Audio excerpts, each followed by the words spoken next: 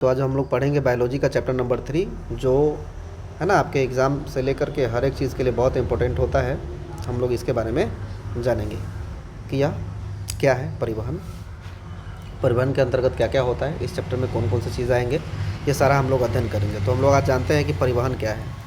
क्या जानेंगे हम लोग कि परिवहन क्या है। तो परिवहन क्या है, तो परिवहन एक जैविक प्रक्रिया है। जिस प्रकार से हम लोगों ने देखा था कि पोषण जैविक प्रक्रिया है, उसके बाद श्वसन एक जैविक प्रक्रिया है, ठीक उसी प्रकार से परिवहन भी एक प्रकार की क्या है, जैविक प्रक्रिया है, जिसमें जीव अपने शरीर में आवश्यक और अनावश्यक पदार्थ जो भी होते हैं उसको गंतव्य स्थान तक पहुंचाता है। समझा गया।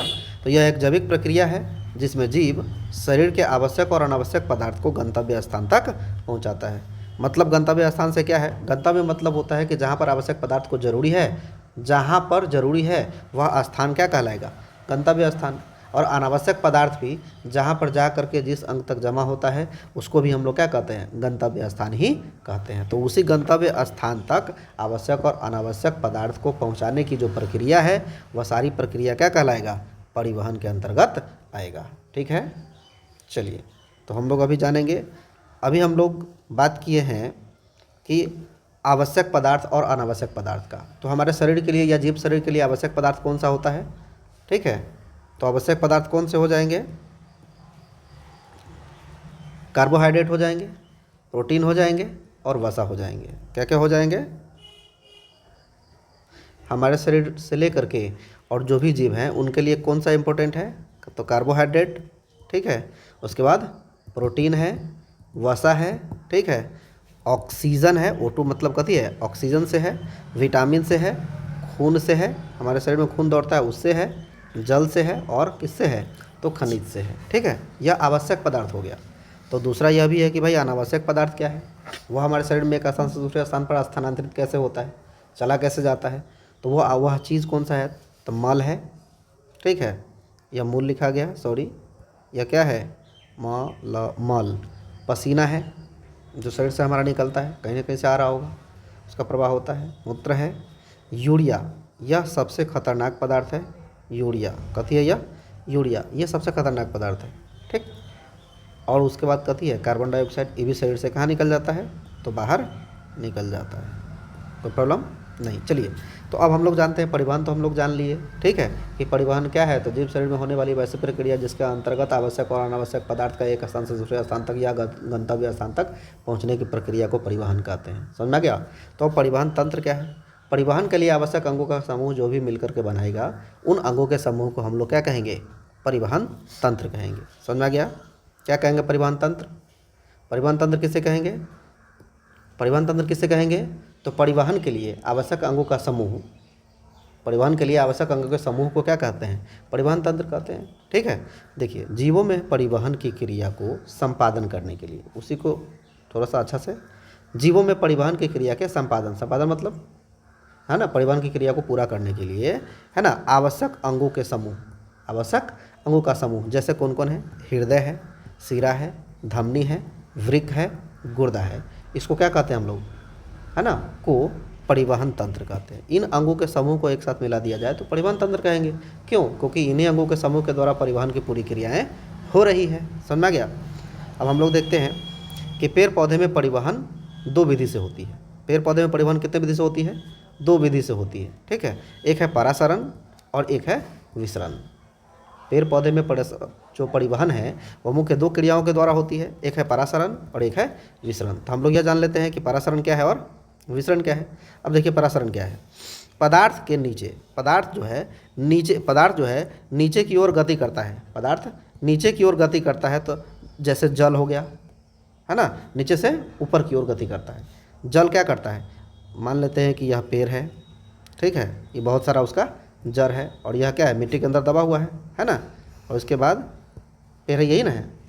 तो जैसे ही जड़ मूल रोम है, यहाँ से जल उपस्थित है कि नहीं सब तरफ, तो ये जल धीरे धीरे कहाँ चढ़ेगा, ऊपर चढ़ेगा, और यहाँ तना के माध्यम से यहाँ आएगा, फिर डाली में आएगा, सब तरफ चला जाएगा जल।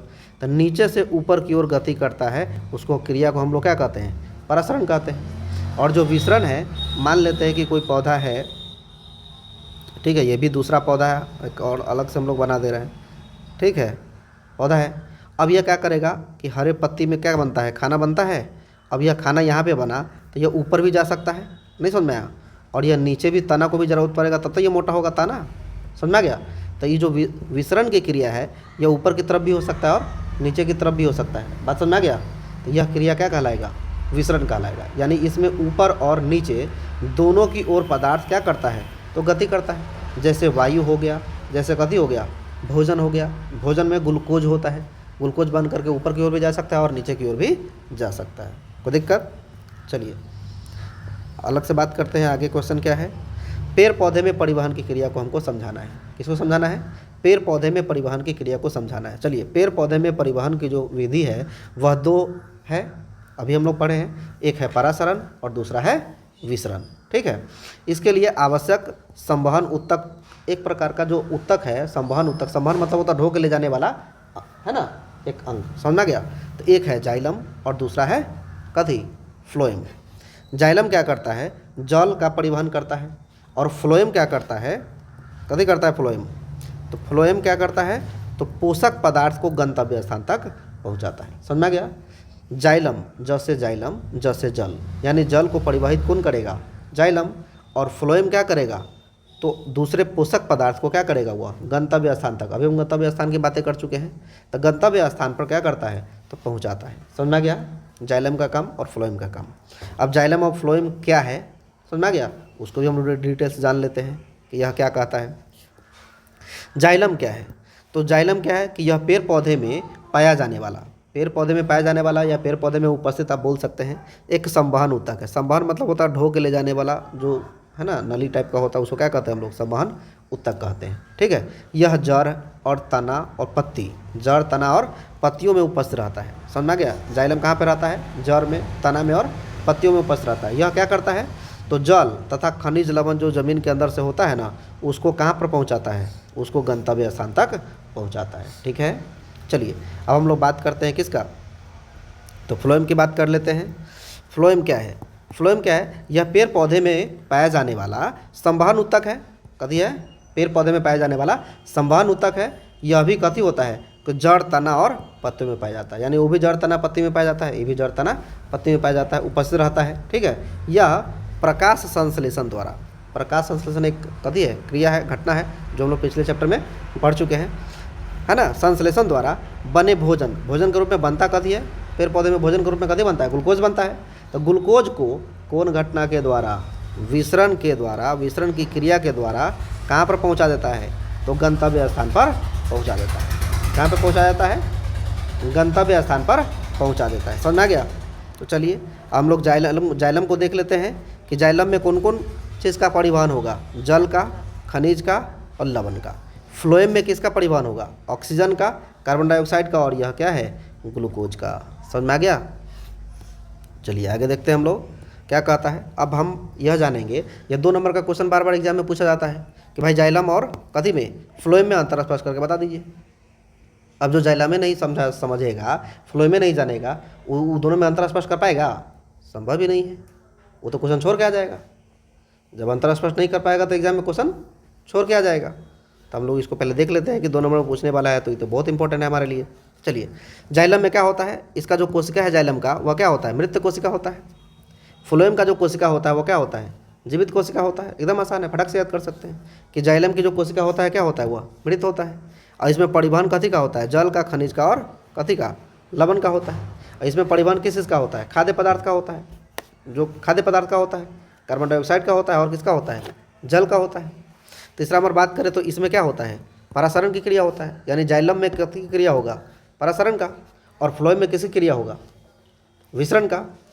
स्थानांतरण इसमें कथी की ओर होता है, ऊपर की ओर। और इसमें स्थानांतरण किसकी ओर होगा, स्थानांतरण का मतलब हो गया पदार्थ का स्थान में अंतर, एक स्थान को छोड़कर दूसरे स्थान पर जाना, ठीक है। तो इसमें ऊपर और नीचे दोनों की ओर होगा, समझ में आ गया। चलिए आगे बात करते हैं क्या है। चलिए वाष्पोत्सर्जन क्या है, कथी है, वाष्प उत्सर्जन। इस वर्ड में ही लिखा हुआ है वाष्प उत्सर्जन, यानी वाष्प बन के बाहर निकल जाएगा, समझ में आ गया। एक वर्ड में जानना हो तो वाष्प अगर पेड़ पौधे में शरीर से बाहर निकल गया तो वह क्रिया क्या कहलाएगा, वाष्पोत्सर्जन कहलाएगा।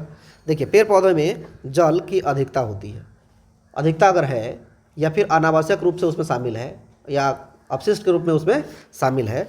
तो जल की मात्रा क्या करेगा, रंध्र के सहारे, हम लोग रंध्र जानते हैं, एक पतला सा छिद्र होता है, ठीक है, जो तना और पत्तियों में पाया जाता है, समझ में आ गया।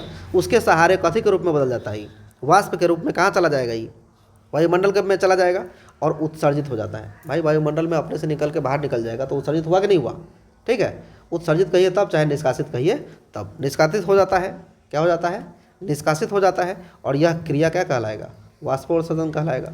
समझ में आ गया।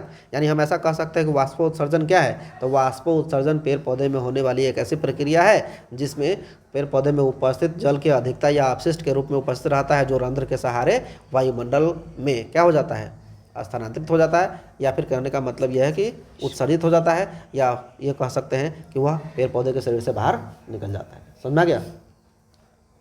और आपको बता दें तो वाष्पोत्सर्जन से क्या करता है, वो पेड़ पौधे तापमान पर क्या करता है, नियंत्रण करता है। पेड़ पौधे ऐसा करते क्यों है, तो तापमान का भी नियंत्रण हो जाता है। जैसे हम लोगों में पसीना निकलता है तो तापमान का नियंत्रण के लिए निकलता है, तो पेड़ पौधे में भी तो यह तापमान का नियंत्रण करेगा ही करेगा। नहीं समझ में आया। अब हम बात करते हैं किसका, तो परिवहन कथी में, जंतु में परिवहन हम लोग बात कर लेते हैं, ठीक है। तो जंतुओं में जो कई आवश्यक और अनावश्यक पदार्थ बनते हैं। अरे जंतु में भी तो बहुत सारा, जंतु का मतलब होता है शेर, बिल्ली, कुत्ता, मनुष्य, सब आ जाएंगे, उच्च कोटि के जीव जितने हैं वो सब आ जाएंगे। समझा गया। तो जंतुओं में कई आवश्यक और अनावश्यक पदार्थ कहाँ पहुँचता है, गंतव्य स्थान पर पहुँचता है, तो उस क्रिया को क्या कहेंगे, जंतु में परिवहन कहेंगे। पेड़ पौधे में अगर ऐसा होगा परिवहन की क्रिया तो पेड़ पौधे में परिवहन हो गया, है ना। जंतुओं में कई आवश्यक और अनावश्यक पदार्थ बनते हैं और वह गंतव्य स्थान पर पहुंचने की जो क्रिया उनमें होती है उसी को क्या कहते हैं हम लोग, जंतुओं में परिवहन कहते हैं। समझ में आ गया। आइए बात करते हैं आगे। आगे क्या है, परिवहन होने वाला पदार्थ। परिवहन होने वाला पदार्थ कौन कौन सा है ना, जंतुओं में कौन कौन सा है, तो चलिए देखते हैं। ऑक्सीजन, ठीक है, कार्बोहाइड्रेट, प्रोटीन, विटामिन, जल और हार्मोन्स है। उसके अलावा सबसे ज़्यादा क्या रहता है, खून है, जो बार बार आप लोगों का गर्म हो जाता है। समझ में आ गया। तो कुछ लोग कहते हैं हिंदू हमारा धर्म है इसलिए खून हमारा गर्म है। आइए बात करते हैं आगे। रक्त से आप क्या समझते हैं। अच्छा, वही रक्त जो खून के बारे में बात कर रहे थे, है ना, जो बार बार आदमी बोलता रहता है खून कर देंगे, लेकिन खून कैसे कर सकते हैं, खाना से बनता है वो। आइए, खून से आप क्या समझते हैं, तो खून क्या है या रक्त क्या है, तो एक तरल संयोजी उत्तक है, यानी यह लिक्विड के रूप में बना हुआ उत्तक है, ठीक है। कहता है जो कई पदार्थों का परिवहन करता है। अब खून के अंदर बहुत सारे पदार्थों का क्या होता है, परिवहन होता है खून के माध्यम से, ठीक है। और यह क्या होता है, क्षारीय होता है। अगर आपसे एक नंबरी में पूछा जाता है एग्जाम में, बार बार पूछा जाता है कि भाई बताइए खून अम्लीय है कि क्षारीय है कि लवणीय है, नहीं समझ में आया, समझ में आ गया। तो ऑप्शन में जहाँ पर क्षारीय नजर आएगा वहाँ पर मार दीजिएगा फटाक से। और इसका पीएच मान क्या होता है, 7.4 होता है। या केमिस्ट्री में हम लोग पढ़े हुए हैं कि 7 से ऊपर होगा तो वह क्या होगा, क्षारीय होगा। 7 से ऊपर है कि नहीं, 7.4, समझ में आ गया। तो यह एक तरल संयोजी उत्तक है जो कई पदार्थों का परिवहन करता है। यह क्षारीय होता है, इसका पीएच मान 7.4 होता है। अब रक्त का अगर प्रमुख घटक की बात करें, इसमें इससे कौन कौन, इससे और क्या क्या बना होता है, चलिए। तो प्लाज्मा है इसका घटक, प्लाज्मा से रक्त बना हुआ है, और रक्त कोशिका से रक्त बना हुआ है, ठीक है। तो इसका एक प्रमुख भाग है कौन, प्लाज्मा। तो प्लाज्मा के बारे में हम लोग जान लेते हैं, ठीक है, कि प्लाज्मा क्या है। तो दिक्कत, यह जीव मनुष्य में, या सामान्यतः किसी भी जीव की बात कर सकते हैं, लेकिन सामान्यतः हम बात किसका कर रहे हैं, मनुष्य का। या इसमें सामान्यतः कथी होता है, तो पूरे रक्त का आयतन के अनुसार, आयतन मतलब जो जगह घेर रहा है उसके अनुसार कितना जगह घेर रहा है प्लाज्मा, 55% जगह घेर रहा है। यानी अगर रक्त की बात करें, हमारे शरीर में जितना भी रक्त है उसका 55% हिस्सा कौन है, तो प्लाज्मा है। रक्त में प्लाज्मा जो है 55% हिस्सा जगह घेर कर रखा हुआ है। अब प्लाज्मा का रंग क्या होता है, हल्का पीला होता है। इसमें क्या होता है, 90% जले होता है। जब किसी को आप खून देते हैं, खून डोनेट करते हैं, ब्लड डोनेट करते हैं, तो यह प्लाज्मा भी उसमें शामिल रहता है, और यह प्लाज्मा में 90% जल होता है। जब आप किसी को रक्त डोनेट कर देंगे एक बोतल, तो उसमें आपका 7 दिन के अंदर प्लाज्मा क्या हो जाएगा, बन के तैयार होता है, पानी पीने से ही, क्योंकि इसमें 90% क्या है, पानी है। प्रोटीन का मात्रा कितना है प्लाज्मा में, 7% हिस्सा है उसका। अकार्बनिक पदार्थ का हिस्सा कितना है, 0.9%। ग्लूकोज का हिस्सा कितना है, 0.18%। और वसा का हिस्सा कितना है, 0.5%, है ना। आदि की मात्रा उपस्थित होती है। तो हम लोग प्लाज्मा के बारे में जान गए। तो हम लोग आगे जान लेते हैं रक्त कोशिका के बारे में। किसके बारे में? रक्त कोशिका के बारे में। यह दूसरा भाग है रक्त का। आइए, यह रक्त में लगभग भार के अनुसार बात करते हैं कितना परसेंट होता है? 45% होता है। प्लाज्मा 55% हिस्सा होता है और रक्त कोशिका कितना परसेंट हिस्सा होता है? यह 55% हिस्सा होता है। इसके प्रमुख कितने घटक हैं? 3 घटक हैं। एक है लाल रक्त कोशिका, दूसरा है रक्त श्वेत रक्त कोशिका और तीसरा है रक्त पटिकाणु, ये इसको कहते हैं ब्लड कर्पसल्स। लाल रक्त कोशिका को कहते हैं RBC। यह RCB नहीं है, बेंगलोर का टीम, RBC है, रेड ब्लड कर्पसल्स। और ये है WBC, वाइट ब्लड कर्पसल्स। यह सीधा है ब्लड कर्पसल्स। समझ में आ गया? आगे देखते हैं क्या है। चलिए, तो अब लाल रक्त कोशिका के बारे में हम लोग जान लेते हैं कि लाल रक्त कोशिका क्या होता है। यह संख्या के अगर दृष्टि से देखें, इसकी जो संख्या है वह रक्त कोशिका में सर्वाधिक होता है। यानी रक्त कोशिका में सबसे ज़्यादा क्या होता है? लाल रक्त कोशिका होता है। समझ में आ गया? इसका रंग क्या होता है? लाल होता है। और इसका कारण क्या है लाल रंग होने का? तो इसमें उपस्थित प्रमुख जो हार्मोन है, कौन सा हार्मोन है? हीमोग्लोबिन। समझ में आ गया? और इस हीमोग्लोबिन में कौन धातु होता है? तो Fe होता है। ठीक है, इसी के कारण यह लाल होता है। इसका हम बात करें तो यह लगभग इसका जीवन काल कितना दिन होता है? 120 दिन होता है। और इसका कार्य अगर देख लें तो इसका प्रमुख कार्य क्या है? पदार्थों का परिवहन करना। इसमें बहुत सारे पदार्थ को ही परिवहित कर देता है। और दूसरा काम क्या है? इसका तापमान पर नियंत्रण स्थापित कर देता है। समझ में आ गया? इसलिए जब ठंडा का मौसम आता है ना, तो हाथ पूरा कथी हो जाता है? लाल हो जाता है, ताकि आपके अंदर का खून पूरा कथी पर चला आता है? स्किन पर। क्या लगी? अंदर में ठंडा न हो जाए। समझ में आया? बहुत ही अच्छा चीज़ है, इसलिए पढ़ लो। समझ में आ गया? अब बात करते हैं आगे हम लोग कथी का? श्वेत रक्त कोशिका का। किसका? श्वेत रक्त कोशिका का। यह रंगहीन होता है, इसमें कोई रंग ही नहीं होता है। इसका जीवन काल की बात करें तो 3 से 5 दिन होता है। ये याद करें ना, एक नंबर बहुत इंपॉर्टेंट होता है इसका। 3 से 5 दिन बोलेगा सीधा श्वेत रक्त कोशिका का बताइए तो जीवन काल कितना होता है? तो 3 से 5 दिन। अब बोलेगा लाल रक्त कोशिका का बताइए तो जीवन काल कितना होता है? तो सीधा मारेगा 120 दिन। कभी कभी 3 से 4 महीना भी देता है। मानिए 3 से 4 महीना, है ना। यह रोग प्रतिरोधक क्षमता देता है। यानी आपको कोई बीमारी हो गया तो उसे लड़ने का क्षमता कौन प्रदान करेगा? WBC, श्वेत रक्त कोशिका। समझ में आया? आइए, इसका आकार की बात करें तो आकार क्या होता है? अनियमित होता है। ये भी एक नंबर पूछ देता है फटक से कि बताइए श्वेत रक्त कोशिका का आकार कैसा होता है? तो याद रखिएगा, कोई आकार नहीं होता इसका, अनियमित आकार होता है। जैसे हम लोग अमीबा में पढ़े थे कि अमीबा का आकार अनियमित होता है, उसी प्रकार से श्वेत रक्त कोशिका का आकार क्या होता है? अनियमित। कोई दिक्कत? आगे जाइए। रक्त पटिकाणु क्या है? इसके बारे में जान लेते हैं। यह तीसरा भाग है। किसका?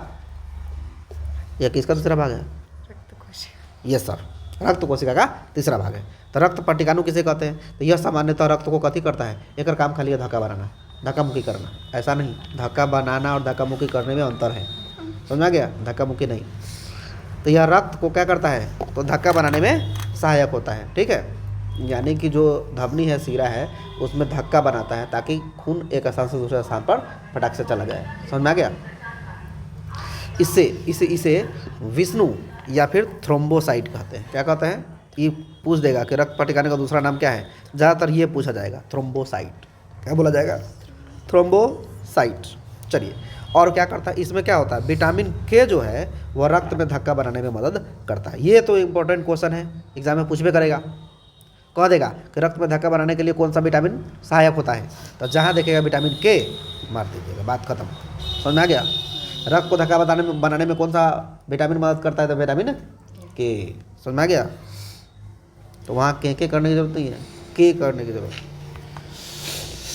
आइए बात करते हैं जो मैमेलिया है। मैमेलिया किसे कहते हैं? जो डायरेक्ट बेबी देता है उसको, उस जीव को क्या कहते हैं? मैमेलिया कहते हैं। जो डायरेक्ट बच्चा बेबी देता है ना, उसको क्या कहते हैं? मैमेलिया। तो मैमेलिया के, है ना, RBC में, रेड ब्लड कॉर्पसल्स में केंद्रक पाया नहीं जाता है। इसका मतलब ये समझिए कि कोशिका के अंदर होता है ना केंद्रक, तो कोशिका के अंदर केंद्रक होता है ना, तो वह जो केंद्रक होता है कोशिका के अंदर, मैमेलिया के अंदर RBC में केंद्रक नहीं होता है। एक नंबर में पूछ देगा कि मैमेलिया के अंदर कौन कोशिका में क्या नहीं पाया जाता है? तो केंद्रक नहीं पाया जाता है। और WBC में केंद्रक नहीं होता है।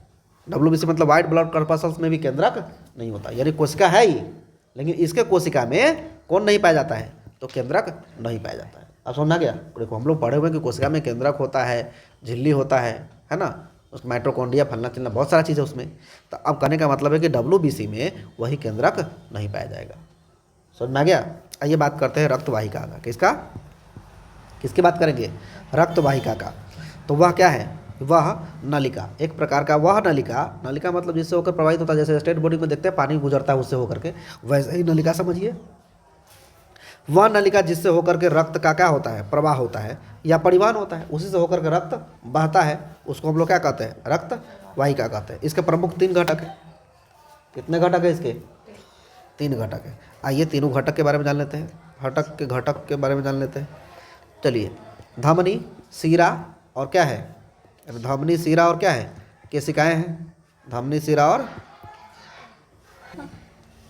चलिए अब कथी है, तो धमनी क्या है, धमनी के बारे में जान लेते हैं। यह रक्तवाहिका है। धमनी क्या है, रक्तवाहिका है जो क्या करता है, शुद्ध रक्त को, किसको, शुद्ध रक्त को, शुद्ध रक्त में कौन होगा, जिसमें ऑक्सीजन घुला हुआ रक्त है उसको क्या कहते हैं, शुद्ध रक्त कहते हैं। यह शुद्ध रक्त को कहाँ तक पहुँचाता है, हृदय से उठाता है और सभी आवश्यक अंगों तक पहुँचाता है, उसको क्या कहते हैं हम लोग, धमनी कहते हैं। यानी कि हम यह कह सकते हैं कि धमनी एक रक्तवाहिका है जो हृदय से रक्त को सभी अंगों तक, आवश्यक अंगों तक पहुँचाता है। अपवाद के रूप में बात करें तो फुसफुस धमनी जो है ये उल्टा काम करता है। यह अशुद्ध रक्त को कहाँ तक पहुँचा देता है, फेफड़ा तक पहुँचा देता है, ताकि फेफड़े में ना ऑक्सीजन आएगा, वहीं पर ना सम्मिलन होगा, तब ना मिलन होगा। ये शिरा की बात करते हैं ना। शिरा क्या है, यह भी एक रक्तवाहिका है जो अशुद्ध रक्त कौती करता है, या अशुद्ध रक्त। अशुद्ध रक्त किसको कहते हैं, जिसमें कार्बन डाइऑक्साइड घुला हुआ है जिस रक्त में, उसको क्या कहते हैं, अशुद्ध रक्त कहते हैं। तो अशुद्ध रक्त को शरीर के सभी अंगों से कहाँ लेके जाता है, हृदय तक पहुँचा देता है। चलिए भाई, लेकिन यहाँ भी एक अपवाद है, फुसफुस शिरा क्या करता है, शुद्ध रक्त को फेफड़ा से कहाँ तक पहुँचा देता है, हृदय तक पहुँचाता है। ये अपवाद है, अलग है। समझ में आ गया। तो आइए आगे देखते हैं। अब केशिका क्या है, तीसरा भाग है यह, तीसरा भाग कथी है, केशिकाएं। आइए देखते हैं कि यह छोटी और महीन रक्त वाहिका है। ये भी रक्तवाहिका है लेकिन छोटा और बहुत महीन होता है, जो त्वचा में पाया जाता है और मांसपेशियों में, त्वचा और मांसपेशियों में जो रक्त का परिवहन करने का काम करता है। यानी मांसपेशी और त्वचा में रक्त का परिवहन करने का काम कौन करेगा, केशिका करेगा। समझ में आ गया। अब देखिए विशेष नोट में क्या है, तो केशिकाएं जुड़ जब बहुत सारी केशिकाएं जुड़ेंगे तो सिरिकाएं बनाएंगे। अब बहुत सारी सिरिकाएं जुड़ेंगे तो क्या बनाएंगे, शिरा का निर्माण कर देता है। इस प्रकार से वह शिरा से जुड़ने लगता है। समझ आ गया। शिरा का ही सबसे छोटा भाग है यह, इसलिए अलग से पढ़ लिए इसको, ठीक है। आइए मानव के बारे में जान लेते हैं। मानव के बारे में नहीं, मानव हृदय के बारे में। हृदय मतलब दिल के बारे में, दिल के मतलब धड़कन के बारे में। समझ में आ गया, इंग्लिश में हार्ट। समझ में आ गया। आइए, यह क्या है, परिवहन तंत्र का सबसे महत्वपूर्ण कथी है, अंग है। आपके शरीर का सबसे महत्वपूर्ण परिवहन के लिए कौन सा अंग है, हृदय, धड़कन।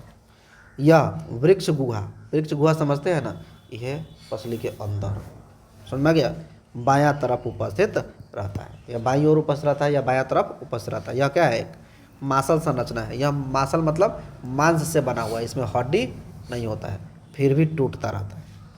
जिसका आकार की बात करें तो आकार कथी के आकार का होता है, बंद मुट्ठी के आकार का होता है। वो जो पान के पत्ता ऐसा बना देते हैं वैसा दिल होता ही नहीं है, ये तो फ्रॉड चल रहा है। बंद कथी है, मुट्ठी के जैसी होती है। इसका जो भार के अनुसार बात करें तो यह कितना ग्राम का होता है, 250 से 300 ग्राम का होता है। सामान्यतः जेंट्स का टीका ज़्यादा होता है, ठीक है, 30-40 ग्राम। महिलाओं का थोड़ा सा कम होता है, इसलिए महिला को बहुत ज़्यादा पकड़ता है, ठीक है।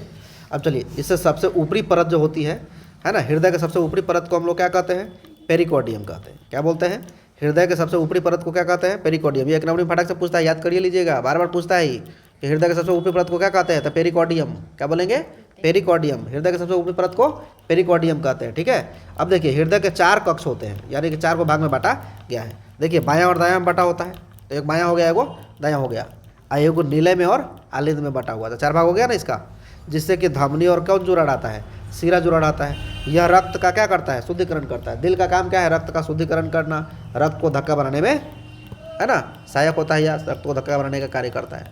बात समझ में आ गया। आगे देखते हैं क्या कहता है, चलिए इसके बारे में जान लेते हैं कौन कौन है।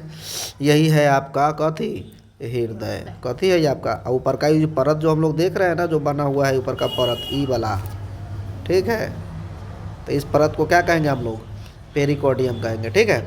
अब देखिए, इसको 4 भाग में बांटे हुए हैं। अब देखिए हमारा इधर दायां हुआ लेकिन यह इसका क्या हुआ, लेफ्ट हो गया। ये हमारा बायां है लेकिन यह हमारे शरीर के लिए क्या है, राइट हो गया। समझ में आ गया, ये भी लेफ्ट और ये भी राइट हो गया। समझ में आ गया। अब देखिए एल एल मतलब लेफ्ट, यह बायां आलिंद है, ऊपर का आलिंद है, निचल का नीले है। ऊपर का क्या है, आलिंद है, यहाँ निचल का नीले है। समझ में आ गया।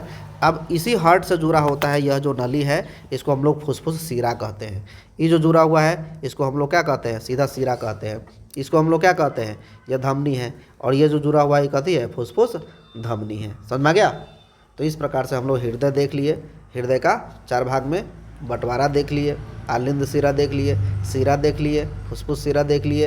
ये तालाबे 100 होगा जी, ठीक है। धमनी है, ये फुसफुस धमनी है। कोई दिक्कत समस्या नहीं। चलिए आगे बढ़ते हैं। आगे क्या दिया हुआ है, चलिए हम लोग बात करते हैं कि धमनी और सीरा में बताइए अंतर बताइए, है ना। धमनी है और सीरा है, दोनों में अंतर क्या है हम लोग देख चुके हैं। अब देखिए धमनी में क्या होता है, परिवहन होता है। किसका परिवहन होता है, शुद्ध रक्त का। और सीरा में परिवहन होता है कथी का, तो अशुद्ध रक्त का। प्रवाह अगर बात करें तो रक्त का तेजी से होता है। धमनी में रक्त का प्रवाह क्या होता है, तेजी से होता है। लेकिन अगर सीरा में बात करें तो रक्त का प्रवाह क्या होता है, धीमा होता है। हृदय में बात करें तो हृदय से रक्त, है ना, हृदय से रक्त को आवश्यक अंगों तक कथी करता है, पहुंचाता है। ये रक्त क्या करता है यहाँ पर, सभी अंगों से कहाँ तक आता है, हृदय तक आता है। इसका उल्टा हो जाता है इसमें। समझ में आ गया। चलिए आगे बात कर लेते हैं दीवार के बारे में। दीवार कैसा होता है, अगर हम धमनी की बात करें तो इसका दीवार मोटा और लचीला होता है। अगर हम लोग सीरा की बात करें तो इसका दीवार पतला और बल्ब के टाइप का होता है। समझ में आ गया। अगर हम बात करें धमनी के रंग का तो धमनी का रंग लाल होता है। और बात करें हम लोग कथी का, सीरा का रंग तो क्या होता है, बैंगनी होता है या नीला होता है। समझ में आ गया। कोई आइए अगला क्वेश्चन है हमारा, हृदयघात से आप क्या समझते हैं। हृदयघात क्या है, तो क्या करता है, यह हृदय से संबंधित एक प्रकार की क्या है, तो बीमारी है जिसमें सामान्यतः हृदय से जुड़ी कोरोनरी धमनी, एक विशेष प्रकार की धमनी होती है, इसको क्या कहते हैं, कोरोनरी धमनी। कोरोनरी धमनी में क्या होता है, रक्त का प्रवाह कम होता है। कभी होता है कम या रुक जाता है, कम हो जाता है या फिर रुक जाता है। और उसी कंडीशन में मरीज की क्या हो जाती है, मृत्यु हो जाती है, वह चौक कर जाता है। हमारा हृदय जब धमनी में, कोरोनरी धमनी में रक्त अगर मान लेते हैं कि रुक गया, नहीं प्रवाह हो रहा है, तो रक्त का मतलब जो प्रवाह पूरा नहीं होगा, तो रक्त की ज़रूरत जहाँ जहाँ जिस अंग में है वो पूरा होगा, नहीं होगा, तो लोगों की क्या हो जाएगी, शॉर्ट डेथ हो जाएगा, ऑक्सीजन का प्रवाह रुक जाएगा, क्योंकि रक्त में ऑक्सीजन का ना प्रवाह होता है। चलिए अगर हम बात करते हैं हृदयघात का कारण क्या है वो बताइए, है ना। हृदयघात का कारण क्या है, तो हृदयघात का कारण है आपका कथी, उच्च तनाव। जितना ज़्यादा टेंशन लीजिएगा तो रक्त का जो दिमागी टेंशन है वो जब बढ़ेगा तो हृदय का घात होने का चांसेस बढ़ जाएगा। मधुमेह नामक आपके पास अगर बीमारी है जिसको शुगर का बढ़ना बोलते हैं, तो भी आपका रक्तचाप तेज़ी से बढ़ सकता है। समझ में गया। उस कंडीशन में भी आपको हार्ट अटैक हो सकता है। कोलेस्ट्रॉल अगर बढ़ जाएगा, जो मोटापा होता है उसका कोलेस्ट्रॉल जो बढ़ जाता है और कोलेस्ट्रॉल का जमाव हो जाएगा, वो भी कारण हो सकता है हार्ट अटैक का। अगर आप नींद पूरा नहीं ले रहे हैं 6 घंटे का, 6 घंटे से कम ले रहे हैं, तो आपका तनाव, मानसिक तनाव बढ़ता चला जाएगा और आप हार्ट अटैक की तरफ बढ़ते चले जाएंगे। इसलिए सोइए, ज़्यादा नहीं, कम। अधिक कार्य का तनाव लेना, आप बहुत काम का स्ट्रेस ले रहे हैं, तनाव ले रहे हैं, बाप रे ये नहीं होगा तो वो नहीं होगा, या होगा वह हो जाएगा, तो भी आपको हार्ट अटैक का चांसेस बढ़ जाएगा। समझ में आ गया। इसलिए ज़्यादा टेंशन मत लीजिए, एग्ज़ाम पास कीजिए, गर्दा उड़ा दीजिए। SAN क्या है, अब देखिए SAN का मतलब पूरा नाम क्या है, पहले साइनो ऑनिक्यूलर नोड हो गया। यह क्या करता है, तो हृदय का एक भाग है, यह हृदय का क्या थी, एक भाग है ना, इसे प्राकृतिक पेसमेकर कहते हैं। इसका काम क्या सो देख लेते हैं। यह कभी करता है, दायां आलिंद के ऊपर की ओर स्थित रहता है। दायां आलिंद है ना, उसके ऊपर की ओर स्थित रहता है। यह क्या करता है, विद्युत संकेत उत्पन्न करता है। अब विद्युत संकेत उत्पन्न काला करता है, विद्युत संकेत ऊपर इसलिए करता है क्योंकि हृदय का क्या हो सके, संकुचन और विमोचन हो सके।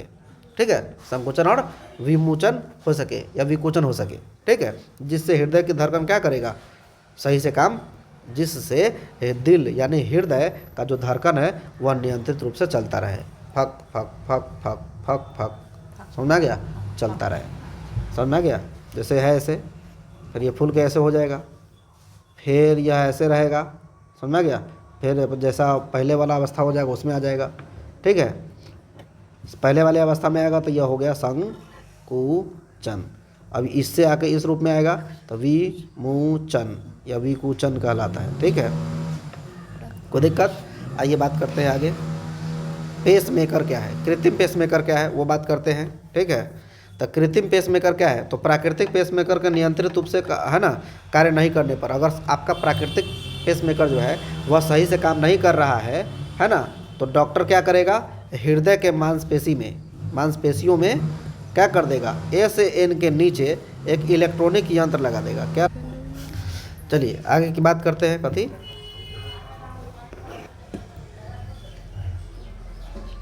चलिए अब जो आगे है, जिससे कि हृदय क्या करता है? हृदय की गति नियंत्रित रूप से होने लगता है, और इसे ही हम लोग कथी कहते हैं? कृत्रिम पेसमेकर कहते हैं। यानी प्राकृतिक पेसमेकर आपका खराब हो गया, साइनोनिकुलर नोड, तो कृत्रिम रूप से चिकित्सक क्या करेगा? डॉक्टर क्या करेगा? वो बैटरी बना देगा, और बैटरी है ना उसी तरह कंपित करेगा जना पेसमेकर करता है, और वह उसके मांसपेशी में लगा देगा नीचे की ओर। जैसे ही फक से है ना वाइब्रेट करेगा, आपका हृदय भी फक से भक भक करेगा। समझ में आ गया? तो चलिए आगे बात करते हैं कि रक्तचाप से आप क्या समझते हैं। नहीं अब देखिए रक्तचाप से आप क्या समझते हैं। ठीक है, हम लोग बात कर लेते हैं कि क्या है रक्तचाप से आप क्या समझते हैं। अब रक्त का जो प्रवाह है वह प्रवाह के कारण क्या करता है कि महाधमनी एवं उसके मुख्य शाखाओं में उत्पन्न दबाव को क्या कहते हैं? रक्तचाप कहते हैं।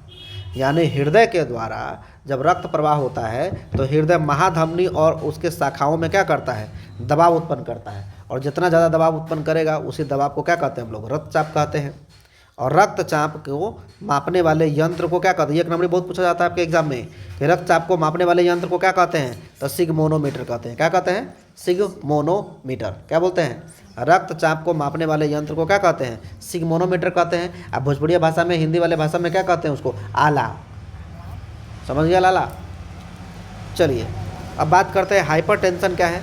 हाइपरटेंशन मतलब होता है कोई व्यक्ति अगर बहुत ज़्यादा उसका रक्तचाप का मान बढ़ जाता है, सामान्य से अधिक हो जाता है, तब उसको हम लोग क्या कहते हैं? उस स्थिति को क्या कहते हैं? हाइपरटेंशन कहते हैं। हाइपरटेंशन की स्थिति जब होती है तभी व्यक्ति को क्या होता है? हृदय का आघात देखने को मिल सकता है। समझ में आ गया? हार्ट अटैक हो सकता है। तो इसलिए ज़्यादा हाइपरटेंशन होने की जरूरत नहीं है। एग्जाम है, आराम से दीजिए, ये सब आएगा, यहीं से आएगा, कोई दूसरा आ ही नहीं सकता है। एक बार इस वीडियो को देखिए, कंप्लीट कीजिए, लाइक कीजिए, सब्सक्राइब कीजिए चैनल को, और वीडियो का फ्री में लुत्फ उठाइए। समझ आ गया? आगे देख लेते क्या है। अब यह रक्तदाब क्या है ना, सॉरी, जो हाइपरटेंशन है या रक्तचाप जो है या रक्तदाब जो है वह किस से प्रभावित होता है? तो उम्र से भी प्रभावित होता है। ज़्यादा बूढ़ा आदमी सबको देखिएगा, कुछ काम करके नहीं दीजिएगा, पानी नहीं दीजिएगा, कहेगा ये सब फलाना मामा काम ही नहीं करो ही। बात समझ आ गया?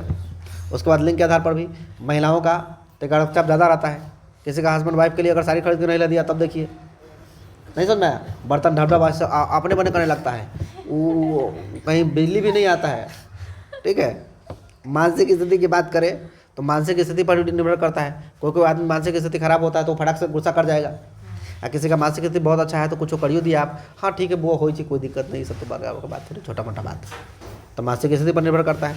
क्रोध पर भी निर्भर करता है। जब आदमी ज़्यादा क्रोधित है तो उसका रक्तचाप ज़्यादा रहता है, उस समय उसको टचो कीजिएगा तो मारेगा बात घायल थप्पड़। समझ गया? इसके आदि पर, इस सब पर निर्भर करता है, यानी उम्र पर, लिंग पर, मानसिक स्थिति पर और क्रोध पर निर्भर करता है। इस प्रकार से हम लोगों ने देखा कि परिवहन का चैप्टर किस तरीके से फटक से कति हो गया, तो समाप्त हो गया। बड़ी आसानी से हम लोग इसको जान लिए। लैंग्वेज इतना आसान है कि आप आसानी से इसको लिख सकते हैं, याद कर सकते हैं, तो फटक से याद हो जाएगा, याद करने की ज़्यादा जरूरत भी आपको नहीं है। समझ में आ गया? इसीलिए रवि सर की मेहनत आपको अगर पसंद आया होगा तो आप क्या करेंगे? लाइक करेंगे, सब्सक्राइब करेंगे। ठीक है, रवि सर को मेहनत अगर पसंद आया होगा तो आप लाइक करेंगे, सब्सक्राइब करेंगे, और कभी करेंगे 10th क्लास जो मैं पढ़ रहे हैं 10th क्लास में सभी बच्चे, उसको शेयर करके वीडियो पहुंचा देंगे ताकि वो भी इसका काम उठा सके, लाभ उठा सके। ठीक है, धन्यवाद। That's all. Thank you. जय हिंद, जय भारत।